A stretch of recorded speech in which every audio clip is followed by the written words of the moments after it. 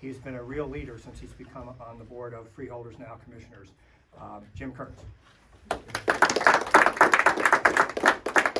I think the mayor hit the nail on the head. I just want to say this is such a bipartisan victory. The congressman and the mayor said it perfectly. A dog with a bone on this issue. If you could be on these private meetings, he has kept not only the state but the federal government accountable for this issue. And I think, you know, you're probably asking, how is this related to COVID? This is related to COVID because of what we saw for our businesses, for our students, for the inequity of rural New Jersey, and the congressman has been aware of this. You know, and this momentum has just been building over the past few years, and with Mayor Stars and Mayor McDonough constantly bringing this issue up. When the congressman got elected and he came out here, he knew he was made aware of this issue and continued to follow through, and he came through when we needed him in this bill. With what our students have gone through this past year, this just only exacerbated the issue, and I'm so happy that we can, as the mayor said, Mayor Starr said, we can see the light at the end of the tunnel. We can see it. And again, hopefully everyone, if you're on your phone right now, you have a little bit of better service here. But it's so good to be doing this in person, because I don't know if the congressman meant to do it on purpose, but when you do these Zoom meetings and people would fall off, it was almost perfect for these regulators to see, you know, the importance of it. So again, this is a great day for Warren County. I thank the congressman for being here to make this announcement. I thank the mayor, McDonough, for his 30 years of service, for just, you know, continuing to push forward with this. And I'm proud to be standing with you all here today. So thanks, Congressman. Again, introduce Josh Gottheimer. You know, we, local towns, we have never had the communication from anybody in Congress in the 30 years that I've been here, for sure, like this man. He gets it, he understands what mayors are going through, has mayor's phone calls at least once a month, every issue. Storms, when there's a storm in the area, we get that call, we get that email saying, you know, let me know if I can help at all. This guy gets it, he understands it. On this issue, we have to really say thank you to Congressman Gottheimer for getting us to where we are, and in the words of Adele, that light at the end of the tunnel. Congressman, thank you so much. Thank you. Thank you.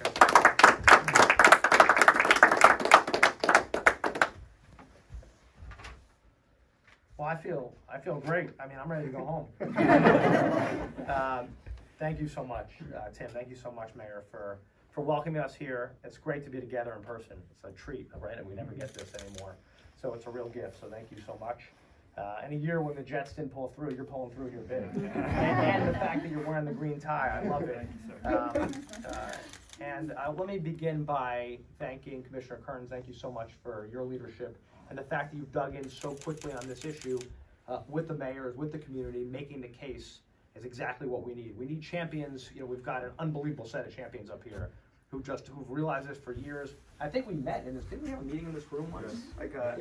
Right? And there's a couple. That's got to be 3 years ago, right? A few years ago. It's got to be a few years ago already. Absolutely.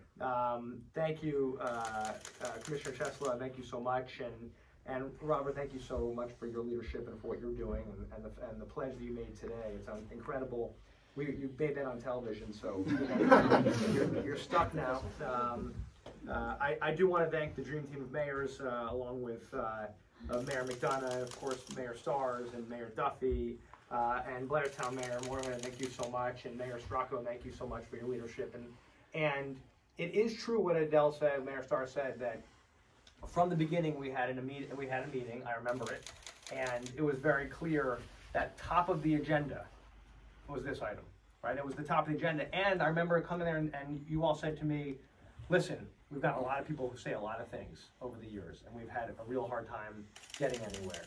So to get together today for actually a good moment in the middle of a pandemic is a great thing. So, and Melanie, thank you so much for what you do for the community. And Lori, thank you so much for what you do. And I do want to thank our phenomenal law enforcement. Thank you so much, Lieutenant. Grateful for your leadership. And Trooper, thank you so much. Truantia, thank you so much for what you do to protect us every single day and be on the front lines. Like all of our frontline workers, particularly during the pandemic, how you've just helped us and stood strong every single day. We're very grateful for your service.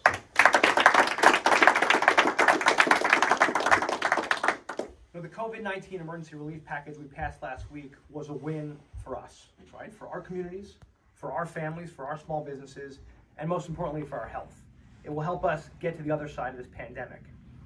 and being here today joined by these local leaders from across northern New Jersey to announce how both Sussex and Warren counties can utilize the federal dollars we're clawing back through the American Rescue Plan to help fight COVID-19 on all fronts and ensure that, God forbid, we're ever hit again with a crisis like this one, we have all the tools, including broadband, to run a modern day economy.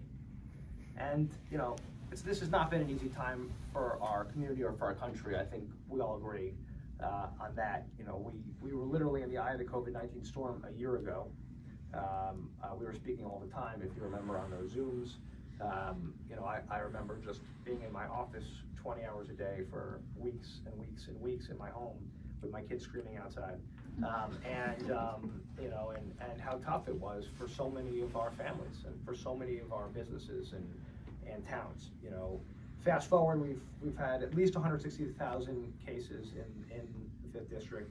We've lost 4,907 souls, which is hard to believe, including so many of our friends and family members and neighbors and coworkers. You know, our small businesses and our main streets have been devastated.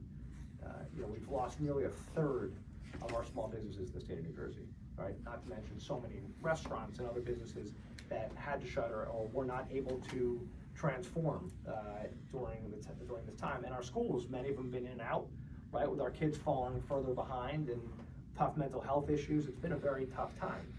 This package, like its four bipartisan predecessors, will bring critical help to northern New Jersey, including every single county and every single town in the 5th Congressional District. It will help cover pandemic expenditures and lost revenue.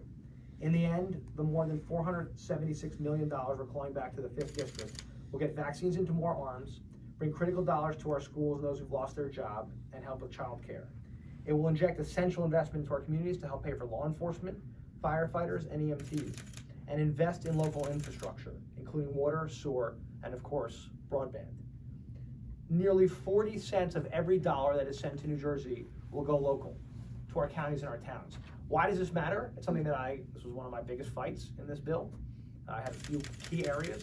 This was one of the big ones. Why? Because if you're gonna get broadband dollars and things like it, you gotta make sure the state doesn't take the money and forget to give it down locally, right? I mean, that's something, you know, I don't think it's intentional, but sometimes they just forget. And what happens is our smaller communities tend to get hosed, right? It's just the way it's been, right? Last bill, when we had the CARES Act, we had to fight to make sure every nickel eventually got here. Remember those conversations we initially had, but when's it coming, and then who gets to decide and how much?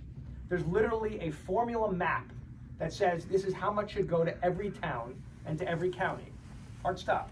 No negotiating, no, well, we're not really gonna give it, and they can't pretend, the kabuki theater, which I sometimes love, where they say, oh yeah, we'll give you that money, but we're gonna take away this money that we gave you before, right? Like the shell game. No shell games. There's actually in the bill that you can't do that. And there's all these ways to watch to see if they're doing it. And in fact, if they don't get the money out within a certain period of time from the state, they're penalized, right? So that hopefully will incentivize them. You can see what we were going for.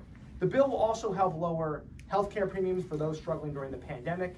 And we also fought and secured critical resources for our small businesses and separate resources for our restaurants, because they've been particularly devastated, as you know, and our live venues. So we've got separate grants for them, as well as the second round of PPP loans that we fought for at the end of the year. Why does this matter? Because we need our businesses to make it through this.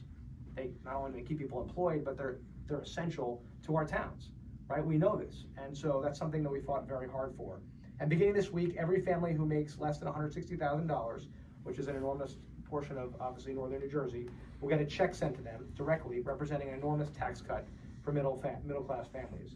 It's a big day for Jersey, in my opinion, and not necessarily a big day for the moocher states, but that's not my problem. And while no piece of legislation is perfect, right? No piece of legislation is. There's things that I still fixed here. I worked with my Senate colleagues day in and day out to make it better. 75% of Americans, both Democrats and Republicans, support where we are in this package, which is a great start because, as was said, there is a light at the end of the tunnel. In Warren County, commissioners, you'll appreciate this, we're clawing back $20.42 million directly to the county's government. Sussex is going to get $27.25 million. That doesn't include direct checks to families or the supplemental unemployment or child care or resources for those who are hungry or for our schools or for our long-term care sectors. Now, I think it's fair to say, and this gets back to what we were talking about, I think Commissioner, you were talking about this, or Robert, you were.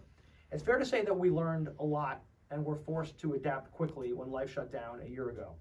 Our businesses and our schools and families across our state were forced to quarantine. Our hospitals and doctors' offices filled up with COVID-19 patients and had to shut down to other patients. Our work meetings moved on to Zoom, and grocery stores and restaurants shifted to takeout and businesses to online orders.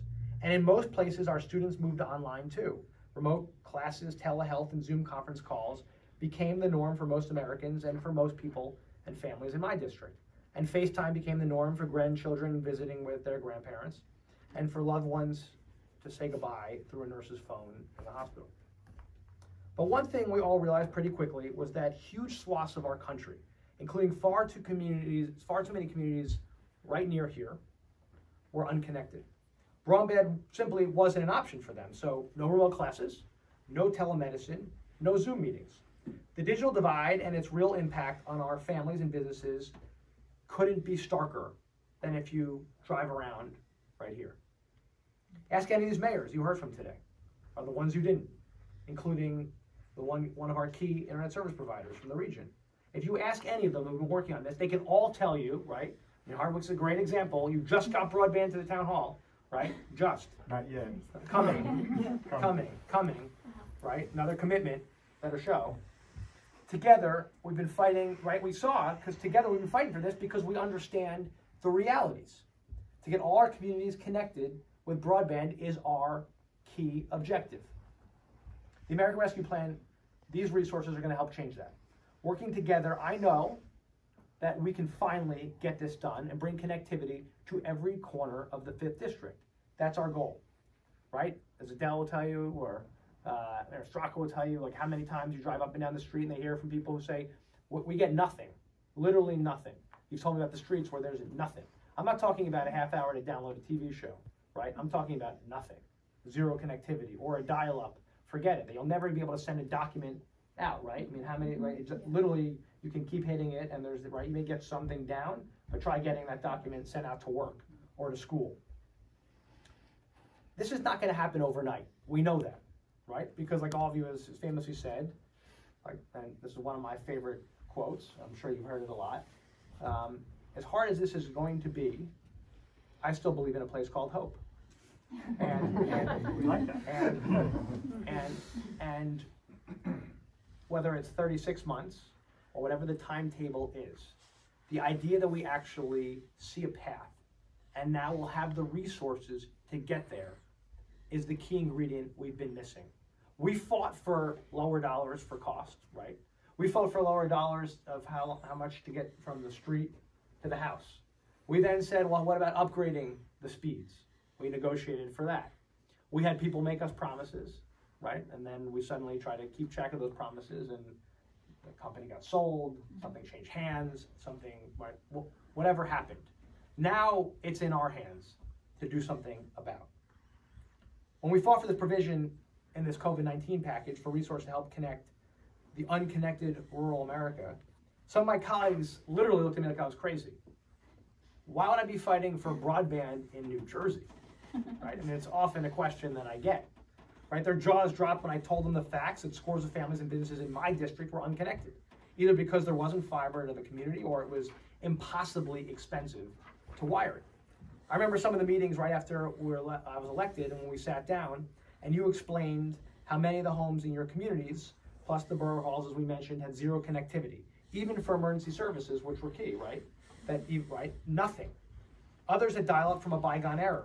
And then there were those households the FCC thought were connected because of the old maps that Adele was talking about, right? But they actually had 1/25 of what the FCC considers legitimate broadband level speeds. Good news is, in the bill we passed that I worked on bipartisan in December, we're going to get new maps. We're getting new maps, right? So they're actually going to give us accurate maps versus the old maps that insist that everybody around here is connected, right? You would think that we were like literally living in the middle of Manhattan based on these broadband maps, right? I couldn't believe it myself when I first got briefed on this, but that's when we began this crusade for connectivity because we all knew that northern New Jersey would never thrive without it. There'd be no economies, it wouldn't work, people wouldn't move here, businesses wouldn't move here, right? And the pandemic just put an extra fine point on that. According to a survey from the American Community Survey spanning 2013 through 2017, only 77% of Hope residents had access to broadband. In Knowlton, the data showed 82% had broadband. White Township next door only had 69% broadband. In 2018, nearly 17 million children nationwide live in homes without high-speed internet, and more than 7 million don't have computers. These slower speeds mean a student can't stream live instruction or participate in a live debate with their class, a major barrier to things like online education. So these dollars, these dedicated infrastructure dollars that we're getting, that we help fight for, including the direct dollars to all of our counties and towns for broadband and separately allocated resources that we got also for broadband for our state, will ensure that eventually all of our families who want broadband can get it. For education for their kids, telemedicine for seniors, or online orders for small businesses on Main Street, or as you pointed out, it's just running the transaction on the credit card. It builds on the dollars we fought for and won, as I said, in December, that we're already coordinating grant applications for, and some of the work, incremental progress that we made over the years, working together as a group, negotiating with all these providers to get incremental change. And to give credit where it's due, because these elected officials, let me just be clear, along with all these businesses and families that write us, but these elected officials up here, right, are the ones that showed me the way and the light and convinced me to fight for this. Right? I think this is very important. For those of you who are watching at home, and I hope you have broadband to watch, for those of you who are watching at home, understand that the mayors here, the commissioners here, the leaders here are the reason why this is happening, because they started fighting for this from the beginning and didn't stop. And that's what you call tenacity, right? Whether that's Grant you're quoting, or I'll just quote them, because the bottom line is they're the ones with the dog with the bone. So I want to thank them. Now it's up to us, all of us working together, to actually make it happen. A few other very quick points, because I want to make sure that they're shared while we're talking to folks. As the largest economy in the world, access to affordable high-speed internet shouldn't be a luxury, as we said.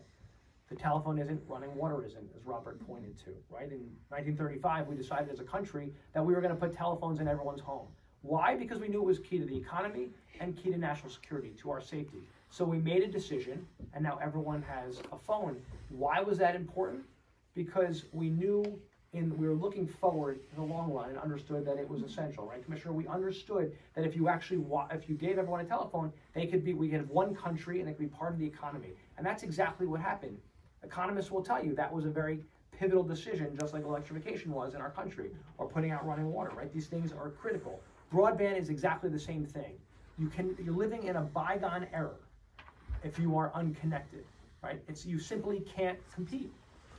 So right now, it's not just COVID, it's every single day that we need to have broadband in the homes, for our businesses, for our students, for our families. It was reported that Planet Networks recently helped 85 Sussex County students who didn't have the technology or reliable internet to connect to school virtually. So I want to thank you for that, because with your help, Robert, right, and Planet Networks' help, access points were installed on major roads, not quite as strong as having cables directly to each home, but helping close the digital divide so that students could log into class and not get a stack of papers. I think a few of you told me that there's literally paper packets, right, for those families who can't connect, right? You literally, they have to go to school and pick up a paper packet, or sit outside the library or wherever to get broadband. So thank you, Robert, for raising your hand to try to help us take this on. I'm hoping other internet service providers will participate too, but I want to thank you for what you're doing, willing to bring affordable connectivity to our neighborhoods. We'll need your help in really thinking this through, and I know you'll be there. As I said, Sussex got $27.25 million, and I think that's key. In Warren County, obviously, we got $20.42 million to the county government. And the towns in Sussex got $9.26 million, and in Warren, $6.51 million. To be specific, since we have some mayors here, $182,000 for Hope, right? And you still want to keep it. Okay, okay. I'm not going to bring that up to you again. I just want to make sure. Governor to help its 2,000 residents. $287,000 for Knowlton, $159,000 for Hardwick, $559,000 for Blairstown, $251,000 for Belvedere, $213,000 for Freelandheisen. Just to give you a sense of what we're talking about. That's, again, in addition to what goes to the county, in addition to what goes to the state, that can be used for these purposes. The funds will be distributed in 2 tranches. The first half in the first 60 days, and the remainder by 1 year from now. State and local government recipients can use these funds to cover COVID-19 costs through the end of 2024.